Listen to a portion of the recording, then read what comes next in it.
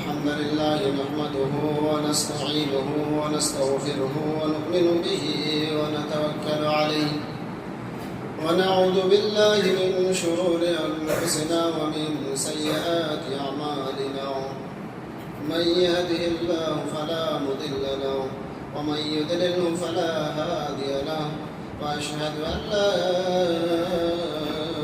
إله إلا الله وحده لا شريك له وأشهد أن محمدا عبده ورسوله أما بعد فإن خير الحديث كتاب الله وخير الهدي هدي محمد صلى الله عليه وسلم وشر الأمور محدثاتها وكل محدثة بدعة وكل بدعة ضلالة وكل ضلالة في النار. أعوذ بالله من الشيطان الرجيم. بسم الله الرحمن الرحيم. يا أيها الناس اتقوا ربكم الذي خلقكم من نفس واحدة وخلق منها زوجها وبث منهما رجالا كثيرا ونساء واتقوا الله الذي تساءلون به والأرحام إن الله كان عليكم رقيبا. يا أيها الذين آمنوا اتقوا الله حق تقاته ولا تموتن إلا وأنتم مسلمون. يا أيها الذين آمنوا قولوا قولا سديدا يصلح لكم أعمالكم ويغفر لكم ذنوبكم ومن يطع الله ورسوله فقد فاز فوزا عظيما. فقد قال الله تبارك وتعالى في محكم تنزيله بعد أعوذ بالله من الشيطان الرجيم. بسم الله الرحمن الرحيم. يا أيها الذين آمنوا اذكروا الله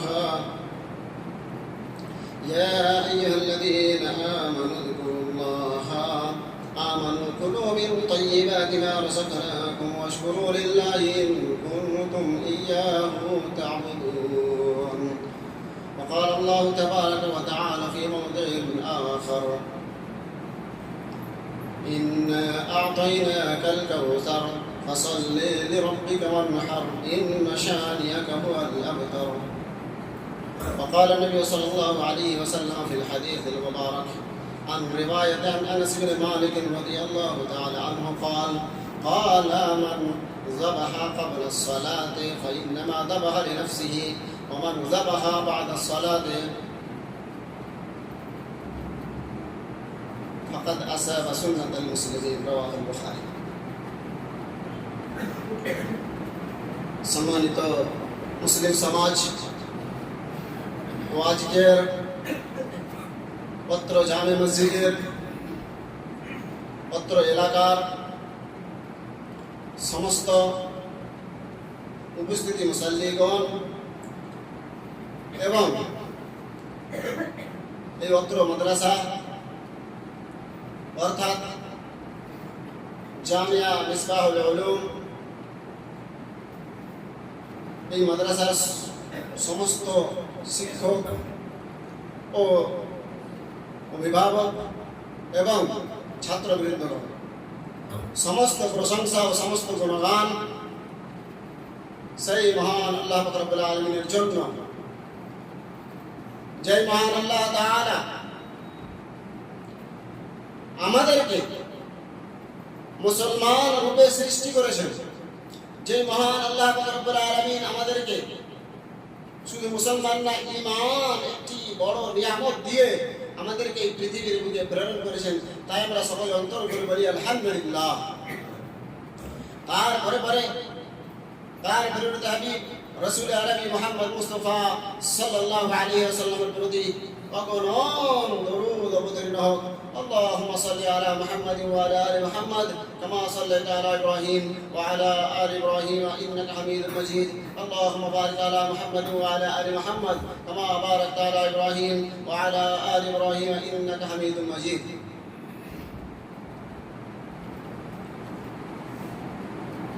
সম্মানিত মুসলিম সমাজ, আমরা এই পৃথিবীতে বসবাস করছি হযরত আদম আলাইহিস সালাম থেকে শুরু করে নিয়ে আজ পর্যন্ত যতগুলো নবী আম্বিয়ায়ে কেরাম এই পৃথিবীর বুকে আল্লাহ রব্বুল আলামিন পাঠিয়েছেন, যতগুলো নবী ওলি আম্বিয়ায়ে কেরাম এই পৃথিবীর বুকে আল্লাহ রব্বুল আলামিন এই পৃথিবীকে বাস্তবে রূপ দেওয়ার জন্য, বাস্তবে টিকিয়ে রাখার জন্য, মানুষকে মানুষ রূপে নিয়ে আসার জন্য আল্লাহ রব্বুল আলামিন যুগে যুগে কালে কালে নবী ও রাসূল এই পৃথিবীর বুকে পাঠিয়েছেন, প্রেরণ করেছেন শুধুমাত্র আল্লাহ রাব্বুল আলামিনের ইবাদত করার জন্য।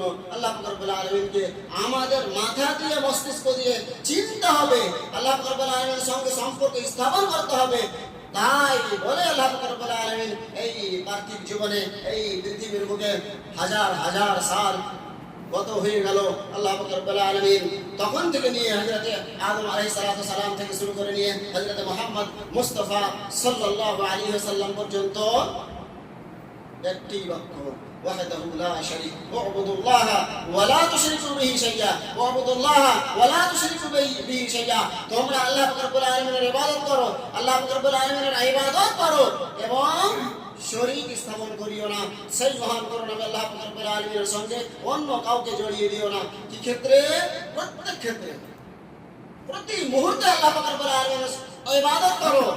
ওয়া'বুদুল্লাহ ওয়া লা তুশরিকু বিহি শাইয়্যা। সেই ইবাদত হবে, সেই শিরক থেকে আমরা বেঁচে থাকবো। আমাদের শিরক ব্যতীত কাজ হবে। কিভাবে কাজ হবে? চলুন একটু আমাদেরকে আল্লাহ রাব্বুল আলামিন এই যে আপনাকে নিয়ামত দিয়েছেন, মাথা থেকে নিয়ে পা পর্যন্ত সমস্ত কিছু আল্লাহ রাব্বুল আলামিনের নিয়ামত। আপনি যদি আল্লাহ রাব্বুল আলামিনের নিয়ামতকে গুনতে শুরু করেন, একে একে তসবিহ দানার মতো গুনতে শুরু করেন, ক্যালকুলেটর, মোবাইল, যতগুলো আমাদের পৃথিবীতে বর্তমানে এই স্মার্ট জিনিসগুলো রয়েছে একের পর এক হাই ফাই, সেই সমস্ত জিনিস দিয়ে যদি আপনি গুনতে শুরু করেন, গুনে শেষ করতে পারবেন না। কিন্তু আপনার মেশিন শেষ হয়ে যাবে, কিন্তু আপনার স্মার্ট জিনিস শেষ হয়ে যাবে, ভেঙে যাবে, নষ্ট হয়ে যাবে, তার বয়স, তার ভ্যালিডিটি শেষ হয়ে যাবে। কিন্তু আপনার নিয়ামত যে আল্লাহ পাক রব্বুল আলামিন আপনাকে দিয়েছেন, সেই নিয়ামত আপনি ভক্ষণ করছেন, সেই নিয়ামত আপনি সঠিকভাবে কাজে লাগাতে পারছেন কি পারেন না, সেটা আপনাকে আল্লাহ পাক রব্বুল আলামিন মরার পরেই আপনাকে প্রত্যেককেই জিজ্ঞাসিত হতে হবে। তখন কি করবেন? চলেন ওইদিকে যাব না। আমার যেটা বক্তব্যের উদ্দেশ্য, যে এই যে আজকের তারিখ হচ্ছে 27 যুলকাদা, 27 যুলকাদা 1947 সাল, অর্থাৎ আজকে সন্ধ্যাবেলায় সূর্য যখন অস্তে যাবে, চন্দ্র আসবে, সেই সূর্য অস্তের পরে পরে আপনার 28 তারিখ পড়ে যাবে। তারপরে হচ্ছে কয়দিন? কাল এবং পরশু। হয় কালকে চাঁদ দেখতে হবে, না হলে পরশু ইনশাআল্লাহ আজিজ।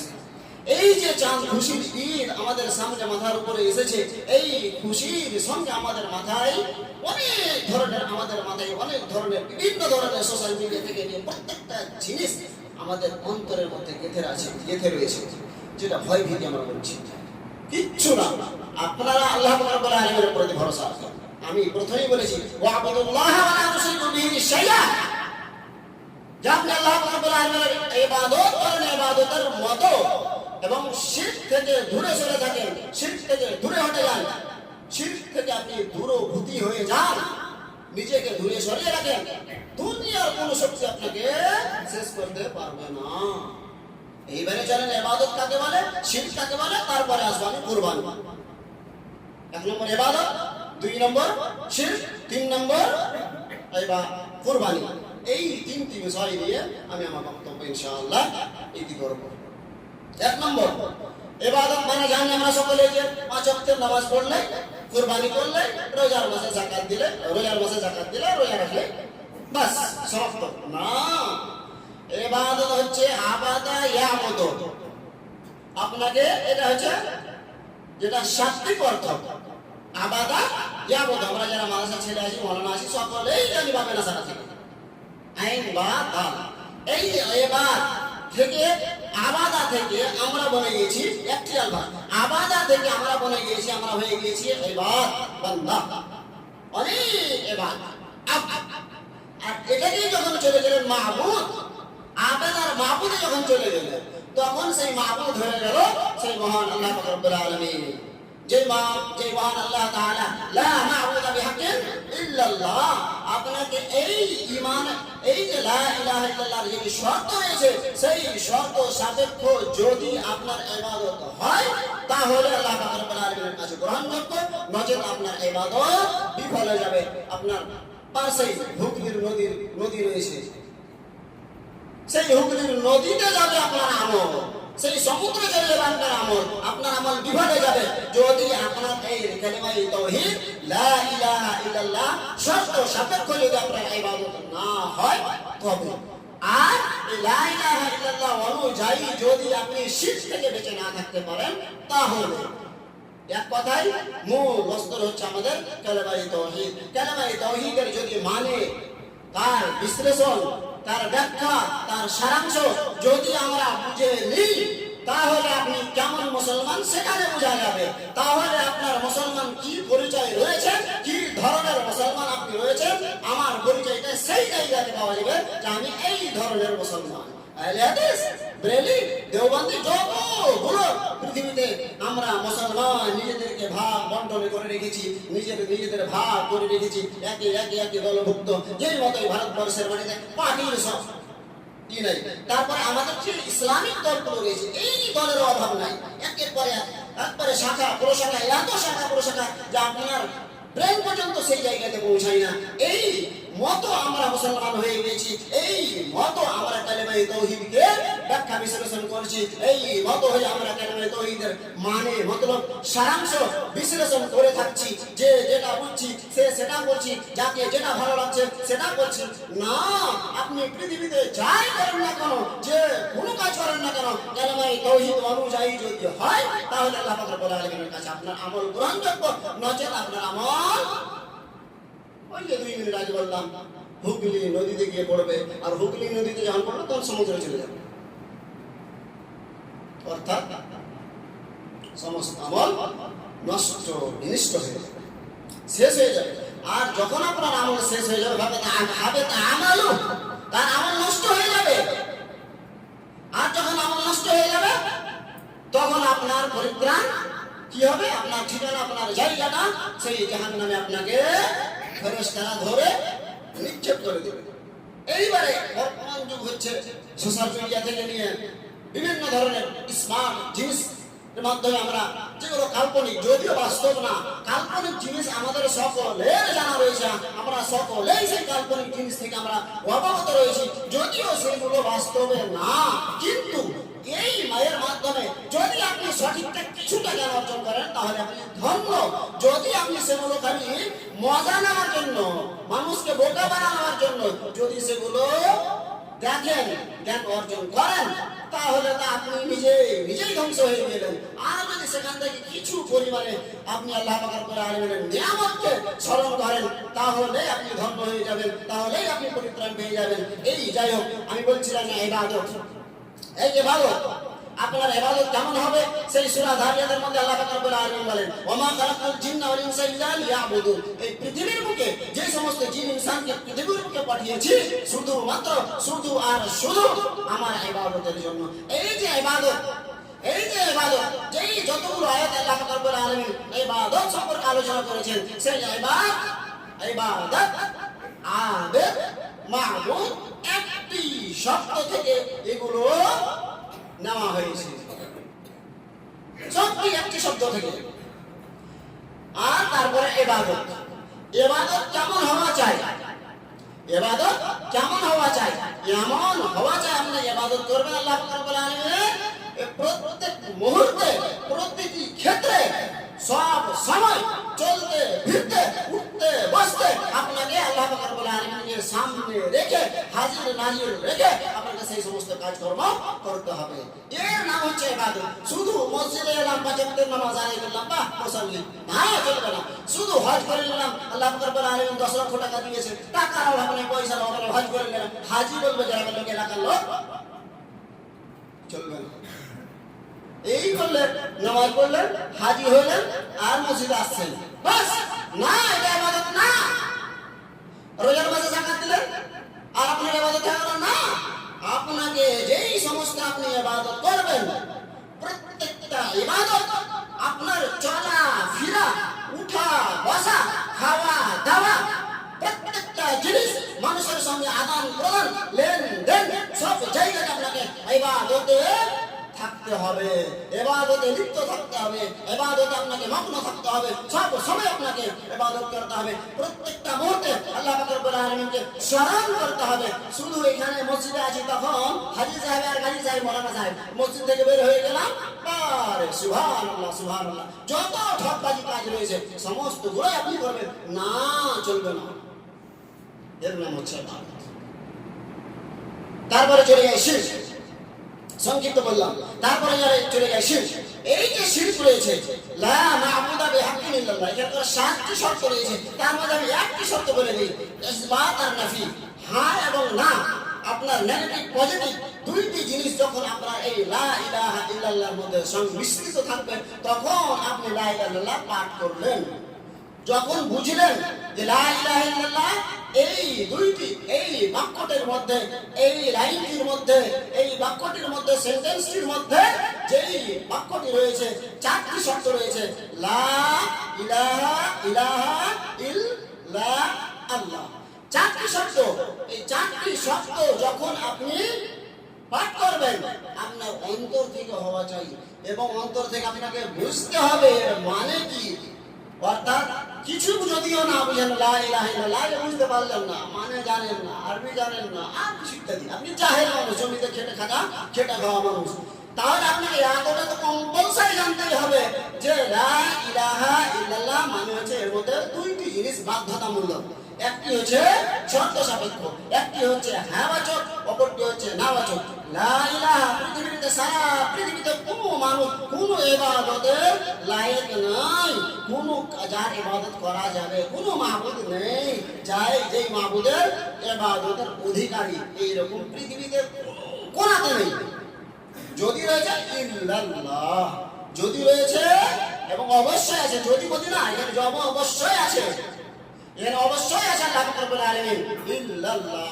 সারা পৃথিবীতে যদি রয়েছে, সারা পৃথিবীতে যতদিন এই পৃথিবী বাঁচবে এবং যখন থেকে এই পৃথিবীর আগমন ঘটেছে, আগমন থেকে নিয়ে বড় এই পৃথিবী শেষ হওয়া পর্যন্ত আল্লাহ রাব্বুল আলামিন শুধু থাকবেন।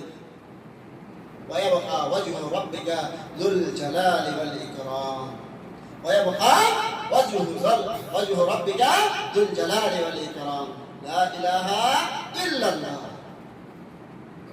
তবেই আপনি শিরক থেকে বেঁচে যাবেন, তবেই আপনি নিজেকে নাজাতের ভাগীদারি বলতে পারবেন যে আমি পরিত্রাণ পেয়ে গেলাম, আমি জাহান্নাম থেকে মুক্তি পেয়ে গেলাম। এইবার একটি কথা বলি, বড় ভাববেন না। এই যে আমরা যেই সমস্ত ইবাদত করছি, খাওয়া দাওয়া থেকে নিয়ে, হাট বাজার থেকে নিয়ে, চলাফেরা থেকে নিয়ে, মাদ্রাসা মসজিদ করা থেকে নিয়ে, ব্যবসা বিজনেস থেকে নিয়ে, আর কিছু ইত্যাদি ইত্যাদি, প্রত্যেক ক্ষেত্রে আমাদের অন্তরে কি গাইছে? আমাদের পাশে কোন কেউ রয়েছে, আমাদের দেওয়ালের পাশে কেউ কান লাগিয়ে রয়েছে, আমাদের এলাকায় কান লাগিয়ে রয়েছে। না, আপনি যদি তাওয়াক্কুল আলাল্লাহ করে নেন, এবং তাওয়াক্কুল আলাল্লাহ মুখে বললে চলবে না। অনেকে সকাল সন্ধ্যা উঠতে বসতে চলতে ফিরতে হাসবি আল্লাহু লা ইলাহা ইল্লা হুয়া আলাইহি তাওয়াক্কালতু ওয়া রাব্বুল আরশিল আযীম, লা ইলাহা ইল্লা হুয়া আলাইহি তাওয়াক্কালতু ওয়া রাব্বুল আরশিল আযীম, হাসবুনাল্লাহু ওয়া নি'মাল ওয়াকিল ওয়া নি'মাল মাওলা ওয়া নি'মান নাসীর, লা ইলাহা ইল্লাল্লাহু মুহাম্মাদুর রাসূলুল্লাহ, আশহাদু আন লা ইলাহা ইল্লাল্লাহু ওয়া আশহাদু আন্না মুহাম্মাদার রাসূলুল্লাহ, আমানতু বিল্লাহি ওয়া রাসূলিহি। এই সমস্ত দোয়াগুলো, এই সমস্ত ইবাদতের দোয়াগুলো যখন পড়বেন, তখন আপনি করলেন আল্লাহ রাব্বুল আলামিনের প্রতি ভরসা, নচেত আপনার ভরসা করা যাবে না। আপনি ভরসা করেছেন আল্লাহ, তাহলে অন্তরে বললে হবে না, বলে দেখাতে হবে, প্র্যাকটিক্যাল কাজে পরিণত করতে হবে। শুধু মুখে দাবি করলে হবে না। দাবি তো সারা পৃথিবীর মানুষ আজকে করছে, আমরা সকলেই মুসলমান। সারা পৃথিবীর মানুষ বলছে যে ধর্ম পালন করে, ইহুদি নাসারা থেকে নিয়ে, হিন্দু থেকে নিয়ে, খ্রিস্টান থেকে নিয়ে এবং সমস্ত মুসলমান, সেই সমস্ত মুসলমান নিজেকে সকলে দাবি করছে যে আমরা মুসলমান। যখন তার কাছে যাবেন, আপনি যতগুলো মুসলিম দেশ রয়েছে, সেই মুসলিম দেশগুলো একটিবার নজর তাকিয়ে চিন্তা করে দেখবেন যে সৌদি থেকে শুরু করে নিয়ে আপনার পড়োশি যেটি রয়েছে, বাংলাদেশ থেকে শুরু করে নিয়ে এই দেশটি, এই জায়গায় 57টা টোটাল মুসলিম দেশ রয়েছে, তার মধ্যে আপনার আশেপাশে যে মুসলিম দেশগুলো রয়েছে, আপনি যদি দেখেন শতকরা কয়েক পার্সেন্ট আপনি খাঁটি মুসলমান পাবেন। খাঁটি মুসলমান বলেছে। আমরা আজকে বাজারে যাই, খাঁটি ঘি চাই, আমরা বাজারে গিয়ে খাঁটি মধু খুঁজি। এবারে আপনি চিন্তা করেন, আপনি সব কিছুর বেলা, সব প্রত্যেকটা জিনিসে আপনি খাঁটি খুঁজছেন, খাঁটি সরষের তেল, খাঁটি কোকোনাট তেল, খাঁটি জিনিস, খাঁটি বিস্কুট, খাঁটি খাবার, চাল পর্যন্ত প্রত্যেকটা জিনিস আপনি এখানে খাঁটি খুঁজছেন। আর যখন আল্লাহ রাব্বুল আলামিনের ইবাদতের সময় আসছে, যখন আল্লাহ রাব্বুল আলামিনকে পরিচয় করার সঙ্গে সম্পর্ক আসছে, তখন আপনি কি খুঁজছেন? আমরা সকলে মুসলমান হয়েছি, আমরা সকলে মুসলমান। দেখেন গোটা ওয়েস্ট বেঙ্গল একবারে পা রাখতে পারবেন না, এত মুসলমান। যে কোনো বাজারে যাবেন থই করছে, এবং এমন পার্সেন্টেজ আপনাকে আমাকে পিছিয়ে রেখেছে, আপনি সম্ভবত 60 থেকে 70% ওয়েস্ট বেঙ্গলে আপনার গণনা করুন, আত্মসমাজ হোক, তখন বুঝতে পারবেন কত রয়েছে। কিন্তু আপনাকে দেখানো হয়েছে 30%। ওই আদিম যুগে, আজ থেকে 15 বছর 20 বছর আগে গণনা হয়েছে 2011-তে, কত ছিলেন? 35%। এখনো 35%ই আছেন নাকি? 15 বছর কেটে গেল, 16 বছর কেটে গেল, আপনি 35%ই রয়েছেন নাকি? না 35কে ডাবল করেন তো কত যাচ্ছে? যা বর্তমান যুগের গতিবেগ, গতিবেগের দিকে যান না আপনি সমস্ত কিছুর দিকে গতিবেগে যাচ্ছেন, এবং যখন আমাদের গণনায় আসছেন তখন পিছিয়ে গেলেন। যাই হোক, ওইদিকে আমি যাবো না। আমার বলার উদ্দেশ্য হচ্ছে যে আমরা যে নামধারী মুসলমান মুখে দাবি করি, সকলে মুসলমান। গোটা ভারতবর্ষের নিজে দিকে যাও, দিল্লি, বোম্বাই, আসাম, ওয়েস্ট বেঙ্গল, কেরালা, তামিলনাড়ু, যে কোনো জায়গায় যান, মুসলমানের অভাব নাই। এইবারে আপনি বলেন, যেগুলো মুসলমান দাবি করছেন সব তারা জানেন, আপনি বের হলেন এই গোটা ভারতবর্ষে, ওদের অনুযায়ী আপনি 30 থেকে 35% বের হলেন, বেশি তো বেশি। এবার 30-35 যদি বের হন, তো আপনার পার্সেন্ট কত এসে দাঁড়াবে? এইবার আপনি যে মুসলমান, সেই মুসলমানের দাবিটা যে করছেন, আপনার দাবিটা কতটা, কত পার্সেন্টে দাঁড়াবে চিন্তা করেছেন? আমি মুসলমান, আমি একটা মাওলানা মানুষ, আমি ইসলামের জায়গাতে রহি, থাকি, সমস্ত কাজকর্ম করি, তা সত্ত্বেও আমার ইসলামটা কেমন রয়েছে আপনি চিন্তা করেছেন একবার? না, আমার ইসলাম কেমন রয়েছে, আমার অন্তরের মধ্যে আমার ঈমানটা কতটা মজবুত, সেটা আমি জানছি, আপনি জানেন না। আপনি নিজেকে জিজ্ঞাসা করেন, অন্তরের মধ্যে হাত দিয়ে যে লা ইলাহা ইল্লাল্লাহ পাঠ যে করেছি, সেই কালেমা তাওহীদ কতটা আমার শরীরে, আমার রূহের মধ্যে, আমার আত্মার মধ্যে জায়গা পেয়েছে। যদি আপনার এই কালেমা তাওহীদ আত্মার মধ্যে সঠিক জায়গায় স্থান না খুঁজে বের করতে পারে, তাহলে আপনি বাস্তবে মুসলমান না। যেটা নামধারী মুসলমান সেটাই হবে। Aadhaar card, voter card, ration card, PAN card, licence, তারপর ইত্যাদি যেগুলো রয়েছে, সেই সমস্তটাই শুধু আপনি মুসলমান। আর কোরআন হাদিস অনুযায়ী লা ইলাহা ইল্লাল্লাহ অনুযায়ী আপনি মুসলমান না। যদি আপনি এইরকম মুসলমান হন, তাহলে তো যা হচ্ছে পৃথিবীতে যা ঘটছে সেই সমস্ত ঘটবে। আল্লাহ পাক রব্বুল আলামিন সূরা নূরের মধ্যে বলেন, যাহারাল ফাসাদু ফিল বাররি ওয়াল বাহরি বিমা কাসাবাত আইদিন নাস লিয়ুযীকাহুম বা'দাল্লাযী বিমা আমিলু লাআল্লাহুম ইয়ারজিউন। এই পৃথিবীতে আজকে ফিতনা আর ফিতনা, চারিদিকে যেদিকে তাকাবো ফিতনা ছাড়া আমরা চোখে কিছুই দেখতে পাচ্ছি না। ভালো চোখে আমাদের আসেই না, ভালো আমাদের নজরে দেখতেই পাচ্ছি না। একটি কারণ রয়েছে, বিমা কাসাবাত আইদিন নাস। এখানে বলে যে মুসলমান মুমিন বিমা কাসাবাত আইদিন নাস, আমাদের কর্মের কারণে, আমাদের কৃতকর্মের কারণে, আমাদের কার্য খরাবের কারণে এই পৃথিবীতে এত ফিতনা আর ফিতনা, চারিদিকে ফিতনা করে থই থই, যেদিকে তাকাই সেদিকেই থই থই করে। আমরা বারাকবো কোথায়, আমরা খাবো কোথায়, আমরা শুইবো কোথায়, আমরা চলবো কি করে, আমরা আর কিছু আল্লাহ রাব্বুল আলামিনের ইবাদত কি করে করব, এটা পর্যন্ত আমাদের আজকে অন্তরের মধ্যে গেঁথে রয়েছে ভয় আর ভয়। ভয় কিসের? আল্লাহ রাব্বুল আলামিন বলেন, ওয়া আনতুমুল আ'লাউনা ইন কুনতুম মুমিনিন, ওয়া আনতুমুল আ'লাউনা ইন কুনতুম মুমিনিন। আপনি অপরকে জিজ্ঞাসা করার আগে, পড়োশকে জিজ্ঞাসা করার আগে আপনি নিজেকে জিজ্ঞাসা করেন যে আমি একজন মুসলমান প্রকৃত, আমি একজন প্রকৃত মুমিন, তারপরে আপনি আসেন ইবাদতের দিকে। ইবাদত করেন, ব্যবসা বাণিজ্য, চলাফেরা, যে সমস্ত ইবাদত রয়েছে, শুধু ইবাদত বললাম নামাজ রোজা এবং হাজি হয়ে গেলেন সেখানেই শুধু ইবাদত হয়ে গেল না। আপনার ইবাদতটা আপনার সর্বক্ষণ আপনার ইবাদত হতে হবে। তবে আল্লাহ রাব্বুল আলামিন আপনার পদে পদে চলাফেরাতে প্রত্যেকটা পদে আল্লাহ রাব্বুল আলামিন এত নেকি দিবে, এত বদলা দিবে না। আপনি কাউকে বলে ভয় করবেন? ভয় কি জিনিস আপনার মধ্যে আসবে একটি জিনিস। দ্বিতীয়টি জিনিস, কেউ যদি আপনাকে চারিদিক থেকে, এইখানে যতগুলো আছে 100টা, মোটামুটি ধরেন 100টা লোক আসে, 100টা, চারিদিকে যদি আমাকে ঘেরে নেন, ভয় দেখান, যদি আপনি প্রকৃত বান্দা হন, কেউ আমাকে ভয় দেখাতে পারে না। আর যদি আমি প্রকৃত বান্দা না হয়, এই দুজনকে দেখে আমার হাওয়া বেরিয়ে যাবে, এই শিক্ষা মানুষটাকে দেখে আমার, আমি হলাম 1 কোটির মানুষ, ওকে দেখে আমার অন্তরটা কি করবে? ধুরু ধুরু কাঁপবে। আল্লাহ কি বললাম, কি বলে দিলাম, ভুল বলে দিলাম নাকি? না, যদি কালেমা তাওহীদ অনুযায়ী থাকেন তাহলে আনতুল আ'লাউনা ইন কুনতুম মুমিনিন। দুটি বিষয় শেষ করে দিলাম, আর যাব না ওদিকে। একটি হলো ইবাদত, একটি শিরক। এবার আসেন আপনি কুরবানির দিকে, যেহেতু এটা হচ্ছে কুরবানির মাস চলে আসছে, জিলহজ আসে, জিলহজ চলে আসছে। এইবারে এই যে জিলহজ মাসে, জিলহজ মাসটায় অনেকগুলো ইবাদত রয়েছে। আশরায়ে জিলহজ্জা, আশরায়ে জিলহজ্জা অর্থাৎ জিলহজ মাসের প্রথম 10 তারিখ পর্যন্ত, যেই দিনে আমরা গিয়ে কুরবানি করব। এই প্রথম 10 দিনের মধ্যে সবচাইতে উত্তম দিন জানেন? সবচাইতে উত্তম দিন, ইবাদতের মেন দিন, সেটা হচ্ছে আমাদের কুরবানি, আমাদের কুরবানির দিন। আর তার আগে চলে যান একটা দিন, 9 জিলহজ্জা, যেটাকে আরাফার ময়দান বলে থাকে। এবারে এই 10টি দিনের ফজিলত জানেন?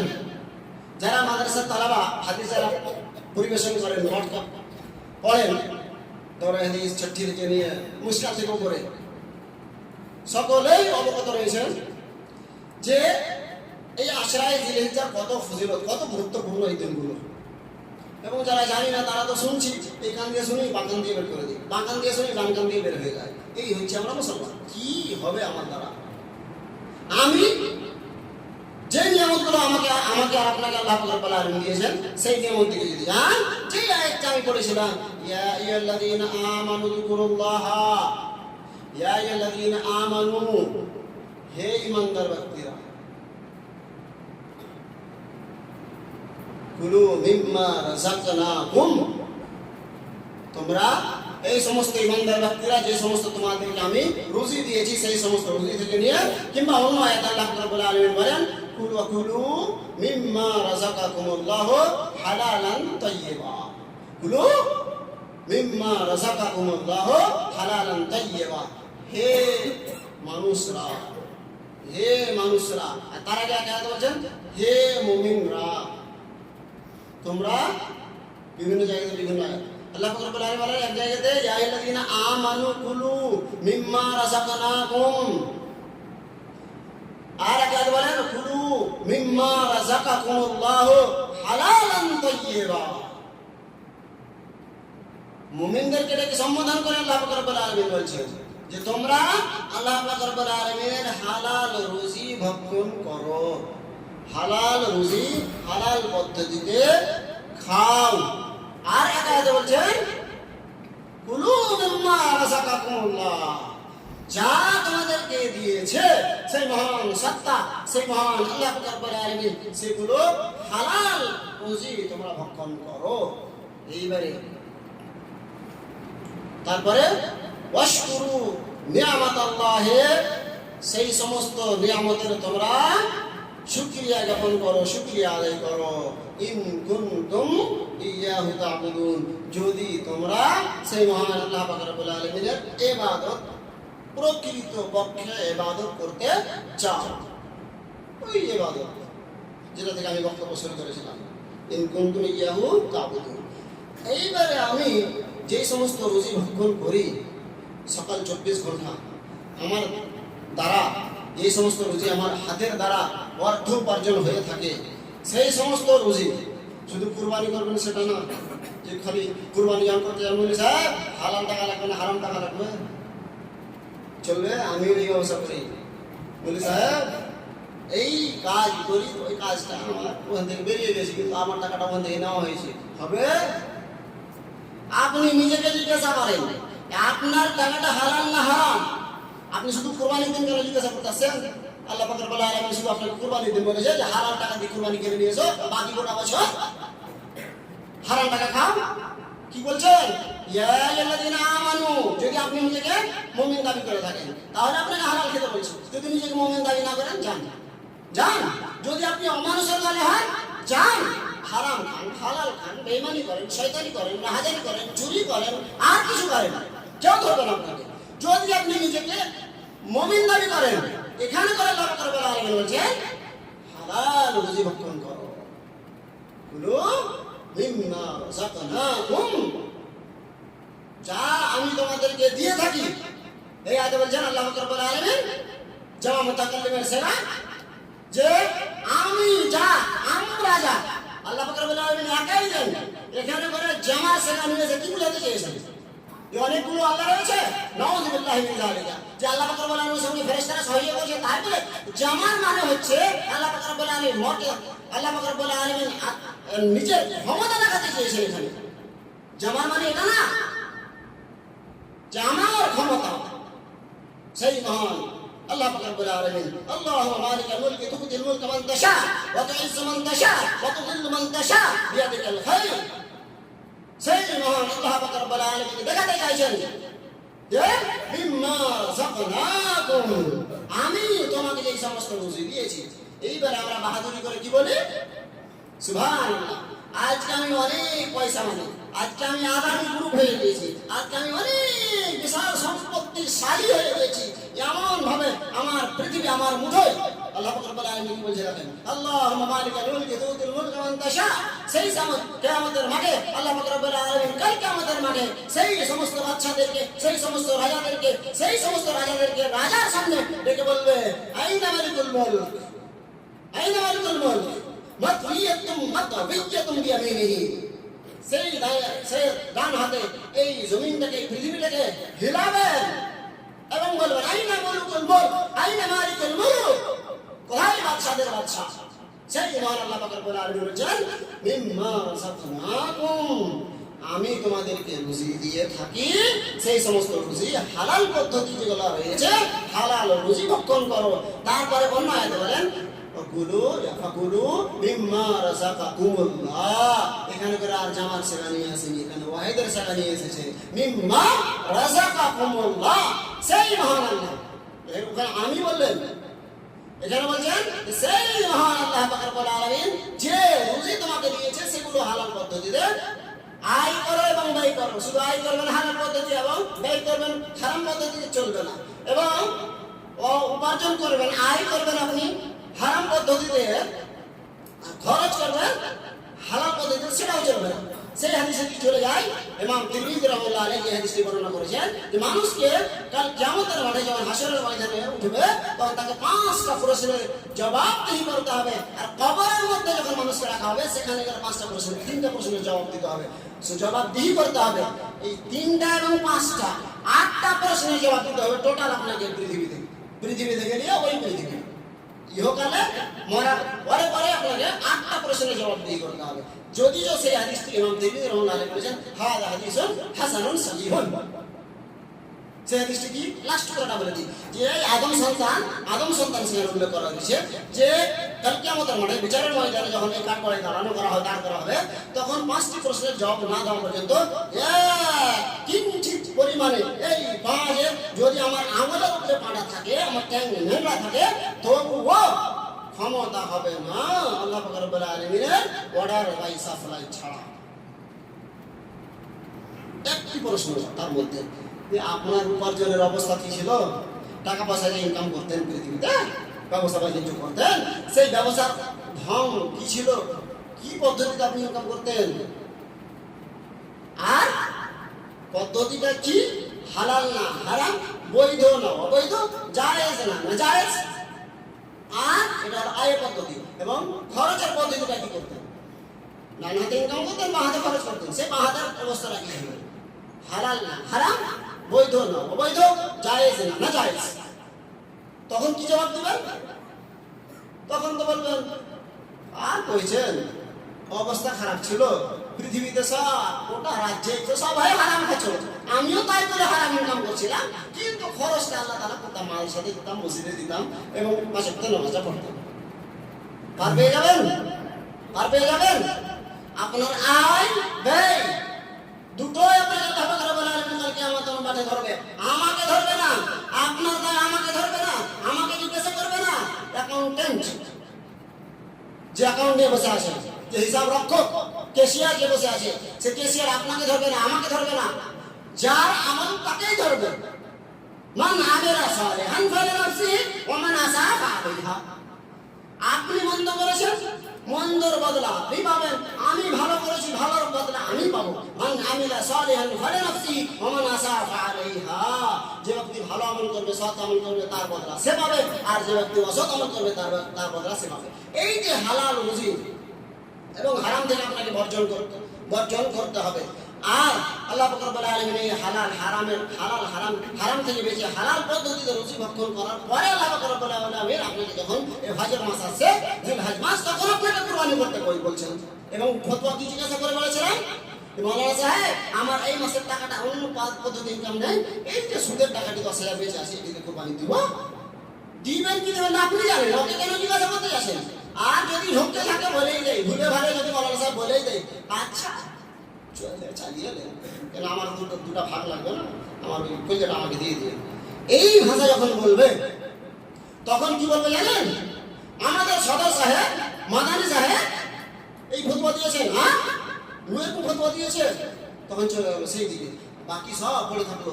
মুঝে কি পদ্ধতিতে এই মৌলানাকে জিজ্ঞাসা করতে এলো, কি সময় জিজ্ঞাসা করতে এলো, কি জানে না দিয়ে জিজ্ঞাসা করতে হলো, এবং কি মুহূর্তে মৌলানা থেকে সেই ভাষাটা বের হলো, সেটা আর যাচাই বাচাই না। কিছুদিন আগে মৌলানা বদরুদ্দোজা এই যুগে, বর্তমানে ইআইয়ের যুগে, এডিটের যুগে, ভুলের ওপরে ভুল, মানুষ শুধু খালি 1 সেকেন্ডের যদি ভিডিওটা আসে, 2 মিনিটের যদি ভিডিওটা আসে, সুবহানাল্লাহ, আর যাচাই বাচাই না, আর যাচাই বাচাই না। একদিন, 2 দিন, 5 দিন, 10 দিন চিন্তা ভাবনা করেন যে ভিডিওটা কি, কয় লাইনের ভিডিওটা ছিল, কত ঘন্টার ভিডিওটা ছিল, আগে পিছে কি বলেছে, তারপর আপনি বলবেন। তার আগে বলেছে না আমাদের মাদারিসা বলছে আল্লাহকে ইবাদত করা হারাম। না, আগে পিছে কখন বলেছে সেটা আপনাকে দেখতে হবে। কি পরিপ্রেক্ষিতে ভাষাটা বেরিয়ে গেছে, যদিও বেরিয়ে থাকে, যদিও অনুচিত, তারপর আপনি বিচার করেন। যাচাই বাছাই করার পরে আপনার এই দলিল, পাক্কা দলিল থাকার পরে যখন জমি কিনবেন, যখন এই প্লট কিনবেন, তখন একবারে পাক্কা দলিল যে খতিয়ান আছে কি নাই, কত দাগ নম্বর আছে কি নাই, তারপরে অমুক তমুক ইত্যাদি। আর যখন ইবাদতের বেলা আসবে, এই আল্লাহ পাক রব্বুল আলামিনকে স্মরণের বেলা আসবে, তখন আর দলিল মলিলের দরকার নেই, তখন কোনো মৌলানা বললেই হলো, খেলার দলিল দরকার না। আর যখন প্লট কিনবে, আর যখন কোনো দোকানদারি করবে, আর কিছু ইত্যাদি ইত্যাদি, সেগুলোতে দলিল, সুবহানাল্লাহ, হাইকোর্ট থেকে সুপ্রিম কোর্ট পর্যন্ত দলিল মজবুত থাকবে। আর ইবাদতের বেলা তার কাছে আর দলিল দরকার নাই। মাস্টার মশাই, উকিল মশাই, জজ মশাই, তার কাছে আর দলিল দরকার নাই। তুমি তো বক্তব্য বলবি কি জানো, খালি আলিফ বা আ খাই বা পড়তে হবে, এগুলো কোথাও আমি এরকম জজ, হাইকোর্টের জজ। এই হচ্ছে আমাদের অবস্থা, এই হচ্ছে ইসলামকে ছিনার আমাদের অবস্থা, এই হচ্ছে আমরা ইসলামের ইবাদত করছি এই ধরনের, এই হচ্ছে আমরা মুসলমান, এই হচ্ছে আমরা নিজেকে আহলে হাদিস দাবি করছি। শুধু আহলে হাদিস মুখে দাবি করলে হবে না, কাজ কর্মে পরিণত করতে হবে, কাজ কর্মে সেটাকে বাস্তবে রূপদান দিতে হবে। তারপরে আপনার ইবাদত আল্লাহ পাক রব্বুল আলামিনের কাছে গ্রহণযোগ্য হবে, আপনার ইবাদত লা ইলাহা ইল্লাল্লাহ কালিমায়ে তাওহীদের অনুযায়ী হবে। আকুলু কওলি হাযা আস্তাগফিরুল্লাহ লি ওয়া লাকুম ওয়া লিসাইরিল মুসলিমিন ওয়া সাল্লাল্লাহু আলাইহি ওয়া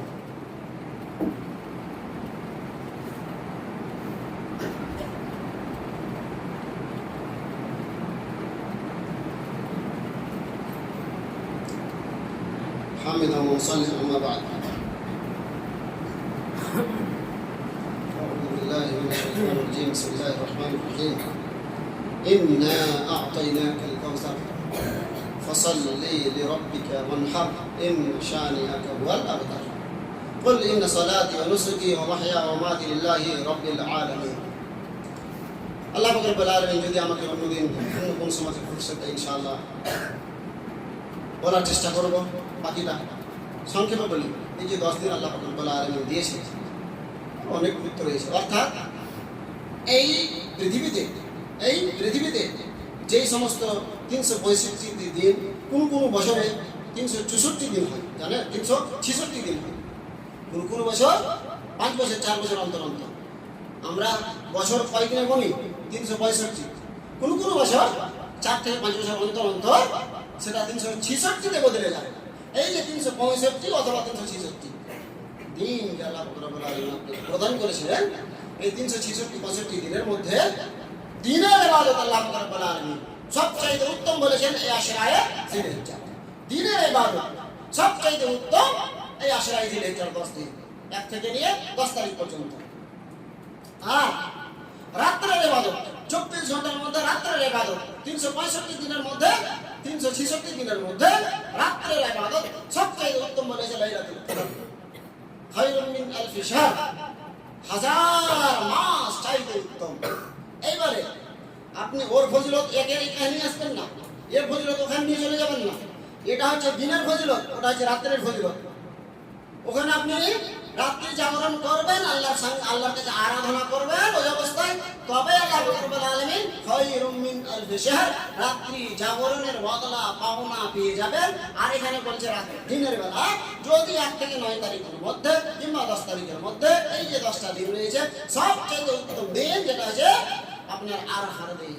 সেই আরাফার দিনে সারা পৃথিবীর হাজির মাঠে সেই আরাফার ময়দানে থাকবে এবং সারা পৃথিবীর মানুষ সেখানে করে যতগুলো মানুষ হাজি অবস্থায় থাকবে তারা আল্লাহ রাব্বুল আলামিনের কাছে সেই দিন আরাধনা করবে, আল্লাহ রাব্বুল আলামিনের কাছে চাইবে লা ইলাহা ইল্লা আনতা সুবহানাকা ইন্নী কুনতু মিনাজ জালিমিন রব্বানা যালামনা আনফুসানা ওয়া ইল্লাম তাগফির লানা ওয়া তারহামনা লানাকুনান্না মিনাল খাসিরিন। অনেক দোয়া ছিল, কতগুলো আপনি দোয়া জানেন, আদিয়াই মাহসুরা সমস্ত দোয়া সেখানে করে আল্লাহর কাছে আরাধনা করবেন।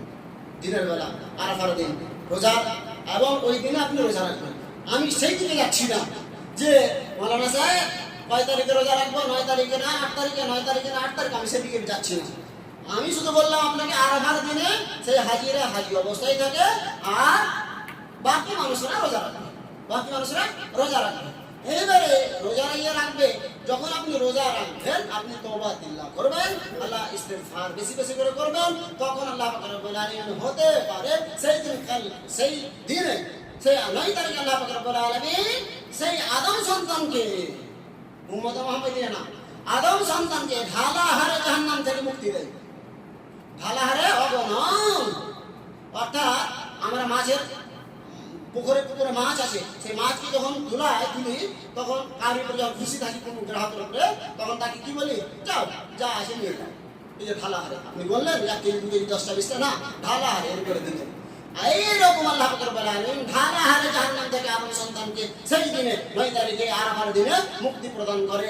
সে আরাফার ময়দানে থাক কে না থাক, আর সে যদি আরাফার ময়দানে থাকে সে তার মধ্যে তো গণ্য হয়েই গেল, এবং আপনি আরাফার ময়দানে নন, আপনি আরাফা ছাড়া রয়েছেন, তাহলে আপনি কেমন করে ওই জায়গাতে পৌঁছাবেন? আপনাকে ওই দিন রোজা রাখতে হবে, আপনাকে ওই দিন আল্লাহ পাক রব্বুল আলামিনকে তওবা তিল্লাহ করতে হবে, আপনাকে আল্লাহ পাক রব্বুল আলামিনের কাছে আরাধনা করতে হবে। আপনার মনস্কামনা যা রয়েছে সেই মনস্কামনা কোনো মানুষের কাছে না, কোনো ব্যক্তিবর্গের কাছে না, কোনো জজ উকিল হাকিমের কাছে না, কোনো পৃথিবীর রাজা বাদশার কাছে না, সেই দিন আপনাকে আল্লাহ পাক রব্বুল আলামিনের কাছে হাজির হতে হবে এবং আরাধনা করতে হবে। বিশেষ বিশেষ গুরুত্বপূর্ণ সময়গুলোতে, যেই মতো ফজরের পরে রয়েছে, যেই মতো আসরের পরে রয়েছে, বিশেষ বিশেষ সময়ে, এবং পুরো দিনটাই রোজা অবস্থায় যখন থাকবেন, যতক্ষণ পর্যন্ত আপনি যদি কয় ঘন্টা রোজা থাকছেন, সকাল থেকে সন্ধ্যা পর্যন্ত 10 থেকে 12 ঘন্টা, 10 থেকে 12, এই 10-12 ঘন্টা যতক্ষণ আপনি রোজা অবস্থায় থাকবেন, আল্লাহ পাক রব্বুল আলামিনের কাছে চেয়ে যান, আপনার পাখিটা শেষ হবে না, আপনার অ্যাকাউন্ট খালি হবে না। আর আমরা চাইছি কার কাছে? তাহলেই না আপনার কুরবানি গ্রহণযোগ্য হবে, আপনার কুরবানি কবুল হবে।